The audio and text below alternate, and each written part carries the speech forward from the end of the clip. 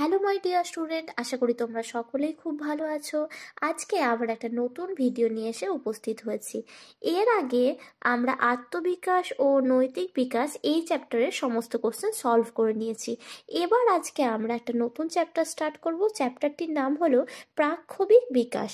তো এর আগে যে ভিডিওগুলো রয়েছে সেই ভিডিওর লিঙ্ক এই ভিডিওর ডেসক্রিপশন বক্সে দেওয়া থাকবে। আর তাছাড়া ইভিএস ক্লাসগুলো করানো হয়েছিল, যেগুলো 27টি ক্লাস রয়েছে, সেই ভিডিওর লিঙ্কও এই ভিডিও ডেসক্রিপশন বক্সে দেওয়া থাকবে। তাহলে চলো দেরি না করে আমরা তাহলে কোশ্চেনগুলো করতে থাকি। প্রথম কোশ্চেনটি দেখো, বলা রয়েছে প্রক্ষোভ হলো সংবেদন, প্রত্যক্ষণ, অনুভূতি নাকি অনুভূতির বহিঃপ্রকাশ। তো এখানে হচ্ছে কি যে প্রক্ষোভ হচ্ছে কি অনুভূতির বহিঃপ্রকাশ। তারপর 2 নম্বর কোশ্চেনটি দেখো, বলা রয়েছে মনোবিজ্ঞানীদের মতে প্রক্ষোভের স্তর হলো 2টি, 3টি, 4টি নাকি উপরের সবগুলি। তো এখানে 2 নম্বর প্রশ্নের উত্তরটি হয়ে যাবে যে মনোবিজ্ঞানীদের মতে প্রক্ষোভের স্তর হলো 3টি। তারপর 3 নম্বর কোশ্চেনটি দেখো, বলা রয়েছে প্রক্ষোভের উৎস হলো প্রবৃত্তি। কোন মনোবিজ্ঞানী এ কথা বলেছেন? উডওয়ার্থ, ফ্রয়েড, ম্যাকডুগাল নাকি উপরের কেউ নয়। তো এখানে 3 নম্বর প্রশ্নের উত্তরটি হয়ে যাবে এই কথাটি বলেছিলেন যে মনোবিজ্ঞানী, তার নাম হচ্ছে কি ম্যাকডুগাল। তারপর হচ্ছে কি 4 নম্বর প্রশ্নে বলা রয়েছে শিশু প্রথমে কাকে ভালোবাসে? পিতা মাতা উভয়কেই একসঙ্গে ভালোবাসে, মাতা নাকি যে শিশুকে পরিচর্যা করে তাকেই শিশু প্রথমে ভালোবাসে। তো এখানে হচ্ছে কি শিশু প্রথমে সবার আগে মাতাকেই ভালোবাসে। তাহলে 4-এর হয়ে যাবে হচ্ছে গ অ্যান্সার। তারপর 5 নম্বর প্রশ্নটি বলা রয়েছে শিশুর মধ্যে স্নেহ ভালোবাসার প্রধান উৎস হলো পরিবার। পরিবার এবং বিদ্যালয় উভয়েই। বিদ্যালয় সঠিকভাবে কিছু বলা যায় না। তো 5 নম্বর প্রশ্নের উত্তরটি হবে যে পরিবার হচ্ছে কি শিশুর মধ্যে স্নেহ ভালোবাসার প্রধান উৎস হিসেবে কাজ করে। তারপর 6 নম্বর প্রশ্নটি বলা রয়েছে কত বছর বয়স থেকে শিশু খেলনা খেলতে ভালোবাসে? তো এখানে জন্ম মুহূর্ত থেকে, 6 থেকে 7 মাস বয়স থেকে, 2 বছর নাকি শিশু সব বয়সেই খেলনা ভালোবাসে? তো এখানে 6 নম্বর প্রশ্নের উত্তরটি হয়ে যাবে যে শিশু 2 বছর বয়স থেকেই খেলনা ভালোবাসে। তারপর 7 নম্বর প্রশ্নটি বলা রয়েছে যে শিশুর মধ্যে স্নেহ ভালোবাসা জন্মাতে পিতা মাতাকে রক্ষণশীল হতে হয়, পিতা সম্পর্কে নমনীয় হতে হয়, পরিস্থিতি অনুযায়ী রক্ষণশীলতা এবং নমনীয়তা প্রয়োজন হয়, নাকি পরিবারের লোকজনের মধ্যে দেওয়া নেওয়ার অভ্যাস গঠন করার প্রয়োজন। তো এখানে 7 নম্বর প্রশ্নের উত্তরটি হয়ে যাবে যে শিশুর মধ্যে স্নেহ ভালোবাসা জন্মাতে পরিবারের লোকজনের মধ্যে দেওয়া নেওয়ার অভ্যেস গঠন করা প্রয়োজন। তারপর 8 নম্বর প্রশ্নটি বলা রয়েছে শিশুদের ভয়ের কারণ হলো উচ্চ শব্দ, উচ্চ স্থান থেকে পড়ে যাওয়া, অপরিচিত ব্যক্তি নাকি উপরের সবগুলি। তো এখানে 8 নম্বর প্রশ্নের উত্তরটি হবে যেহেতু একটা শিশুর ভয়ের বিভিন্ন কারণ থাকতে পারে, যেমন উচ্চ শব্দ, উচ্চ স্থান থেকে পড়ে যাওয়া, অপরিচিত ব্যক্তি, এই 3টে অপশানই এখানটাতে হচ্ছে কি সঠিক হয়ে যাবে। তো অ্যান্সার হবে এটির উপরের সবগুলি। তারপর 9 নম্বর প্রশ্নটি বলা রয়েছে দেখো শিশুর ভয় নির্ভর করে তার বয়সের উপর, মানসিক বিকাশের উপর, কাজ শুরু করার সময় বিভিন্ন ধরনের প্রতিবন্ধকতা নাকি উপরের সবগুলি। তো এখানেও 9 নম্বর প্রশ্নের উত্তরটি হয়ে যাবে যে শিশুর ভয় নির্ভর করে মূলত হচ্ছে কি মানসিক বিকাশের উপর। তারপর আমরা চলে আসবো 10 নম্বর প্রশ্নে। দেখো বলা রয়েছে যে শিশুর ভয় দূরীকরণের জন্য প্রয়োজন হয় শিশুকে তার ভয়ের উৎস থেকে দূরে সরিয়ে রাখা, শিশু ভীত হলে তাকে লঘু শাস্তি দেওয়া, শিশুর নিরাপত্তাকে আরও শক্তিশালী করা, নাকি সক্রিয় অনুবর্তনের সাহায্যে গ্রহণ করা। তো এখানে আমাদের 10 নম্বর প্রশ্নের উত্তরটি হয়ে যাবে হচ্ছে কি যে শিশুর নিরাপত্তাকে আরও শক্তিশালী করা। তারপর 11 নম্বর প্রশ্নটি বলা রয়েছে শিশুর ক্রোধের কারণ হলো শিশুর খেলার জিনিস কেউ যদি নিয়ে নেয়, খেলার সামগ্রী যদি ঠিকভাবে কাজ না করে, খেলার সামগ্রী যদি ভেঙে যায়। তো এখানে শিশুর ক্রোধের এখানে যে 3টে কারণ দেখানো রয়েছে সেই 3টেই হচ্ছে এখানে অ্যান্সার হবে। তাই 11 উত্তরটি হয়ে যাবে ঘ অপশান। তারপর 12 নম্বর প্রশ্নটি বলা রয়েছে ক্রোধের বহিঃপ্রকাশ কতভাবে হয়? 2 ভাবে, 3 ভাবে, নির্ভর করে শিশু তার যে পরিস্থিতিতে শিশুর ক্রোধ সঞ্চার হয় তার বৈশিষ্ট্যের ওপর নাকি উপরের সবগুলি। তো এখানে আমাদের 12 নম্বর প্রশ্নের উত্তরটি হবে যে ক্রোধের বহিঃপ্রকাশ মূলত হচ্ছে কি দুভাবে হতে পারে। তারপর আমরা চলে আসবো 13 নম্বর প্রশ্নে। বলা রয়েছে ক্রোধ কিভাবে নিয়ন্ত্রিত করা যায়। দৈহিক শাস্তির দ্বারা, মৌখিকভাবে বকাঝকা করে, কিছু না পাওয়ার জন্য ক্রোধ দেখা দিলে তা পূরণ করা। নিয়ন্ত্রণের কৌশল নির্ভর করে শিশুর বয়সদের উপর। তো এখানে 13 নম্বর প্রশ্নের উত্তরটি হবে যে দৈহিক শাস্তির দ্বারা ক্রোধ নিয়ন্ত্রণ করা যায়। তারপর 14 নম্বর প্রশ্নটি বলা রয়েছে যে শ্রেণীকক্ষে শিক্ষার্থীদের মধ্যে ঈর্ষাকে নিয়ন্ত্রণ করতে হলে প্রয়োজন হয় শিক্ষক কোনো শিক্ষার্থীর উপর পক্ষপাতিত্ব না করা, শ্রেণীকক্ষে অসম প্রতিযোগিতাকে প্রশ্রয় না দেওয়া, ঈর্ষার ভয়াবহতা সম্পর্কে শিক্ষার্থীদের সচেতন হওয়া, নাকি উপরের সবগুলি। তো এখানে আমাদের 14 নম্বর প্রশ্নের উত্তরটি হয়ে যাবে যে উপরের সবগুলি হচ্ছে এটা সঠিক উত্তর। তারপর আমরা চলে আসবো হচ্ছে 15 নম্বর প্রশ্ন। 15 নম্বর প্রশ্নটি দেখো বলা রয়েছে যে কোনটি প্রাক বিদ্যালয় স্তরে শিশুর প্রক্ষোভের বৈশিষ্ট্য নয়। ঘন ঘন প্রক্ষোভ দেখা যায়, প্রক্ষোভের স্থায়িত্ব খুব কম, সাধারণত মূর্ত বস্তুকে কেন্দ্র করে প্রক্ষোভ দেখা যায়, নাকি উপরের সবগুলি। তো এখানে আমাদের 15 নম্বর প্রশ্নের উত্তরটি হয়ে যাবে যে উপরের সবগুলি। তারপর 16 নম্বর প্রশ্নটি বলা রয়েছে উত্তর বাল্যকাল স্তরে প্রাক্ষোভিক বৈশিষ্ট্যগুলির মধ্যে অন্যতম হলো এই স্তরের বালক বালিকারা সামাজিক পরিস্থিতি অনুযায়ী আবেগ নিয়ন্ত্রণ সক্ষম হয়, প্রাক্ষোভিক প্রকাশ নির্দিষ্ট রূপ পায়, বয়স্কদের অবহেলা এবং সহপাঠীদের পরিহাস এই স্তরের বালক বালিকাদের ক্রোধের সঞ্চার করে, নাকি উপরের সবগুলি। তো 16 নম্বর প্রশ্নের উত্তরটি হয়ে যাবে যে এখানে যে বৈশিষ্ট্যগুলো বলা রয়েছে সেখানে 3টে অ্যান্সার সঠিক, তাই উপরের সবগুলি হচ্ছে এটির অ্যান্সার হবে। তারপর 17 নম্বর প্রশ্নটি বলা রয়েছে নিচের কোনটি বয়স সন্ধিক্ষণে প্রাক্ষোভিক বৈশিষ্ট্যের মধ্যে অন্তর্ভুক্ত নয়। বিমূর্ত প্রক্ষোভ বিকশিত হয়, প্রাক্ষোভিক বহিঃপ্রকাশ তীব্র হয়, অনুবর্তনের ফলে প্রক্ষোভের উদ্দীপকগুলি বিস্তৃত হয়, নাকি কিশোর কিশোরীদের মধ্যে আকর্ষণ দেখা দেয়। তো এখানে আমাদের 17 নম্বর প্রশ্নের উত্তরটি হয়ে যাবে যে প্রাক্ষোভিক বৈশিষ্ট্যের মধ্যে যেটি অন্তর্ভুক্ত নয় সেটি হচ্ছে কি প্রাক্ষোভিক বহিঃপ্রকাশ তীব্র হয়। তো এখানে 17 হচ্ছে কি খ অ্যান্সার।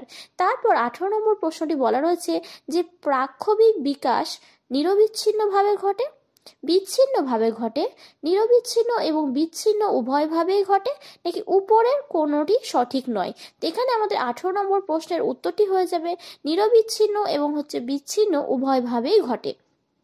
তারপর 19 নম্বর প্রশ্নটি দেখো দেওয়া রয়েছে ব্যক্তির জীবন বিকাশের কোন স্তরটিকে রহস্যমূলক স্তর বলে গণ্য করা যায়। শৈশব, বয়স সন্ধিক্ষণ, প্রাপ্তবয়স্ক, নাকি উপরের কোনোটিই নয়। তো এখানে 19 নম্বর প্রশ্নের উত্তরটি হয়ে যাবে যে উপরের কোনোটি হচ্ছে কি এখানে রহস্যমূলক স্তর বলে গণ্য করা। এরপর আমরা দেখব 20 নম্বর প্রশ্নটি। 20 নম্বর প্রশ্নটি বলা রয়েছে জীবন বিকাশের বাল্য স্তরকে কেন রহস্যজনক স্তর বলা হয়। প্রাক্ষোভিক বিকাশ খুব দ্রুত ঘটে, খুব দ্রুত মানসিক বিকাশ ঘটে, শারীরিক বিকাশ খুব দ্রুত ঘটে, নাকি সমস্ত দিকের বিকাশই খুব দ্রুত ঘটে। তো এখানে 20 নম্বর প্রশ্নের উত্তরটি হয়ে যাবে যে প্রাক্ষোভিক বিকাশ খুব দ্রুত গতিতে ঘটে। তারপর 21 নম্বর প্রশ্নটি বলা রয়েছে বিকাশের কোন স্তরে শিশু ক্রোধ এবং স্নেহের মধ্যে পার্থক্য বুঝতে পারে। শৈশবে, বাল্যকালে, বয়স সন্ধিকালে, নাকি প্রাপ্ত বয়সে। তো এখানে আমাদের 21 নম্বর প্রশ্নের উত্তরটি হয়ে যাবে যে শৈশবে হচ্ছে কি শিশু ক্রোধ এবং স্নেহের মধ্যে পার্থক্য বুঝতে পারে। তারপর আমরা চলে আসবো হচ্ছে কি 22 নম্বর প্রশ্নে। দেখো বলা রয়েছে সাধারণত কোন বয়স পর্যন্ত শিশুরা আত্মকেন্দ্রিক হয়। প্রায় 3 বছর বয়স পর্যন্ত, প্রায় 4 বছর বয়স পর্যন্ত, 8 বছর বয়স পর্যন্ত, নাকি সঠিকভাবে বলা যায় না। তো এখানে 22 নম্বর প্রশ্নের উত্তরটি হয়ে যাবে প্রায় 3 বছর বয়স পর্যন্ত শিশুরা আত্মকেন্দ্রিক হয়।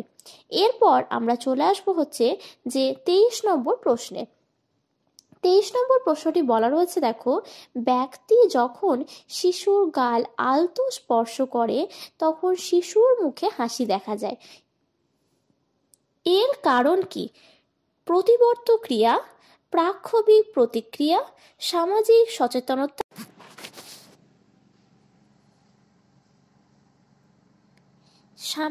সচেতনতা, নাকি হচ্ছে অনুবর্তন প্রতিক্রিয়া। তো এখানে আমাদের 23 নম্বর প্রশ্নের উত্তরটি হয়ে যাবে যে প্রতিবর্ত প্রতিক্রিয়া। তারপর আমরা চলে আসবো 24 নম্বর প্রশ্নে। বলা রয়েছে, দেখো, শিক্ষার্থীদের উপর শিক্ষকের কঠোর আচরণ শিক্ষার্থীর বিকাশে নিম্নোক্তভাবে নেতিবাচক প্রভাব ফেলে। শিক্ষার্থীর মধ্যে জটিলতা দেখা দেয়, প্রাক্ষোভিক বিকাশে বাধা সৃষ্টি করে, নাকি শিক্ষার্থীর সুসংহত ব্যক্তিত্ব বিকাশে অন্তরায় হয়। আর আরেকটি অপশন রয়েছে, শিক্ষার্থীর মধ্যে দ্বন্দ্ব তৈরি হয়। তো এখানে 24 নম্বর প্রশ্নের উত্তরটি হয়ে যাবে হচ্ছে কি, শিক্ষার্থীর সুসংহত ব্যক্তিত্ব বিকাশে অন্তরায় হয়। তারপর 25 নম্বর কোশ্চেনটি দেখো, বলা রয়েছে, ব্রিজের মতে শিশুর কোন বয়সে সমস্ত মৌলিক প্রাক্ষোভিকগুলি বিকাশ লাভ করে? 1 বছরে, 2 বছরে, 3 বছরে, নাকি 5 বছরে? তো এখানে 25 নম্বর প্রশ্নের উত্তরটি হয়ে যাবে হচ্ছে 3 বছরে। তারপর 26 নম্বর প্রশ্নটি বলা রয়েছে যে প্রাক বাল্যকালের শিশুদের শিক্ষাদানের উত্তম পদ্ধতি হলো খেলনা এবং হচ্ছে খেলা, মডেল, কাগজ, পেন্সিল, নাকি হচ্ছে ছবি। তো এখানে আমাদের 26 নম্বর প্রশ্নের উত্তরটি হয়ে যাবে খেলনা এবং হচ্ছে খেলা হচ্ছে কি প্রাক বাল্যকালের শিশুদের শিক্ষাদানের উত্তম পদ্ধতি। তারপর 27 নম্বর প্রশ্নটি বলা রয়েছে, দেখো, জ্ঞান অর্জনের ক্ষেত্রে নিচের কোন বক্তব্যটি সঠিক? সন্তুষ্টিদায়ক এবং ধনাত্মক প্রাক্ষোভিক পরিবেশে শিক্ষার্থীর জ্ঞানার্জন কার্যকরী হয়। জ্ঞান অর্জনের সব পর্যায়ে প্রাক্ষোভিক উপাদানগুলি প্রভাব বিস্তার করে না। জ্ঞানার্জন ও প্রক্ষোভ পরস্পরের নিরপেক্ষ, নাকি জ্ঞানার্জনে ভ্রান্তিগুলি নির্দেশ করে কোনো জ্ঞানার্জন হয়নি? তো এখানে 27 নম্বর প্রশ্নের উত্তরটি হয়ে যাবে যে সন্তুষ্টিদায়ক এবং ধনাত্মক প্রাক্ষোভিক পরিবেশে শিক্ষার্থীর জ্ঞান অর্জন কার্যকরী হয়। তারপর 28 নম্বর প্রশ্নটি বলা রয়েছে, জ্ঞান অর্জনে প্রক্ষোভের ভূমিকা হলো সর্বদা ইতিবাচক, সর্বদা নেতিবাচক, বিশেষ গুরুত্বপূর্ণ, নাকি নির্ধারণ করা খুব জটিল? তো এখানে 28 নম্বর প্রশ্নের উত্তরটি হয়ে যাবে যে জ্ঞান অর্জনে প্রক্ষোভের ভূমিকা বিশেষ গুরুত্বপূর্ণ। তারপর 29 নম্বর প্রশ্নটি বলা রয়েছে, জ্ঞান অর্জনের কোন পর্যায়ে প্রক্ষোভের গুরুত্ব সবচেয়ে বেশি? জ্ঞান অর্জনের ইচ্ছা, মনোযোগ, প্রেষণা, নাকি পরীক্ষা গ্রহণ? এখানে 29 নম্বর প্রশ্নের উত্তরটি হয়ে যাবে প্রেষণা হচ্ছে সব থেকে অধিক গুরুত্বপূর্ণ। তারপর 30 নম্বর প্রশ্নটি বলা রয়েছে, দেখো, দেহের কোন অংশের সঞ্চালন প্রাক্ষোভিক বহিঃপ্রকাশে অধিক শক্তিশালী? হাত পা সঞ্চালন, ঘাড় সঞ্চালন, চোখের পরিবর্তন, নাকি মুখের অভিব্যক্তি? তো 30 নম্বর প্রশ্নের উত্তরটি হয়ে যাবে মুখের অভিব্যক্তি হচ্ছে কি প্রাক্ষোভিক বহিঃপ্রকাশে অধিক শক্তিশালী। এরপর আমরা আসবো 31 নম্বর প্রশ্নে। দেখো, বলা রয়েছে, শিখন সঞ্চালনে প্রক্ষোভের ভূমিকা গুরুত্বপূর্ণ, কোনো গুরুত্ব নেই, শুধু ধনাত্মক সঞ্চালনে গুরুত্ব আছে, শুধু ঋণাত্মক সঞ্চালনে গুরুত্ব আছে।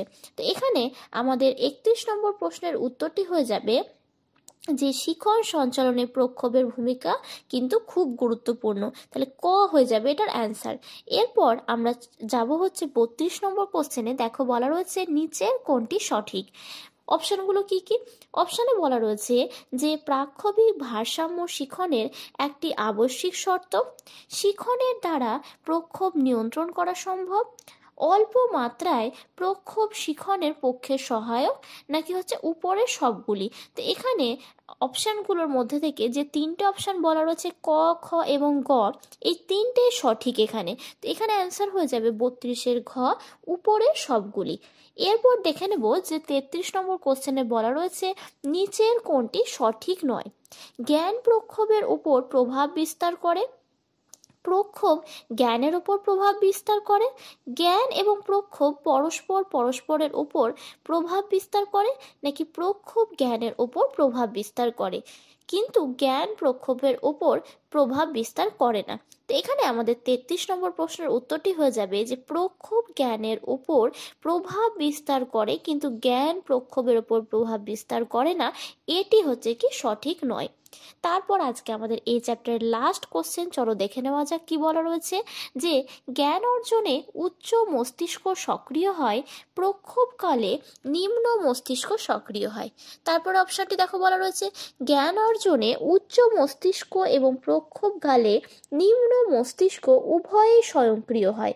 তো এখানে যেটি হচ্ছে কি যে 1 নম্বর অপশানে যেটি বলা রয়েছে যে জ্ঞান অর্জনে উচ্চ মস্তিষ্ক সক্রিয় হয় এবং প্রক্ষোভকালে নিম্ন মস্তিষ্ক সক্রিয় হয়, এই মন্তব্যটি সঠিক হলেও সেকেন্ড যে অপশানটি রয়েছে জ্ঞান অর্জনে উচ্চ মস্তিষ্ক এবং প্রক্ষোভকালে নিম্ন মস্তিষ্ক উভয়ই স্বয়ংক্রিয় হয়, এই অপশানটি কিন্তু ভুল। তাহলে এখানে আমাদের 34 নম্বর প্রশ্নের উত্তরটি হয়ে যাবে 1 নম্বর অপশানটি সঠিক এবং 2 নম্বর অপশানটি সঠিক নয়। তাহলে 34-এর হয়ে গেল খ অ্যান্সার। তাহলে আজকে আমরা এখানে এই ভিডিওটি সমাপ্ত করলাম। তোমাদের যদি এই ভিডিওটি ভালো লেগে থাকে তাহলে প্লিজ চ্যানেলটিকে সাবস্ক্রাইব করে নেবে এবং বন্ধুদের সাথে চ্যানেলটিকে শেয়ার করে দেবে। এরপর দিন আমরা নেক্সট চ্যাপ্টার হচ্ছে শিখন, সেই চ্যাপ্টার থেকে কোশ্চেন সলভ করব। আর প্রতিদিন ভিডিও দেওয়া হবে ঠিক বিকেল 5টার সময়। Thank you.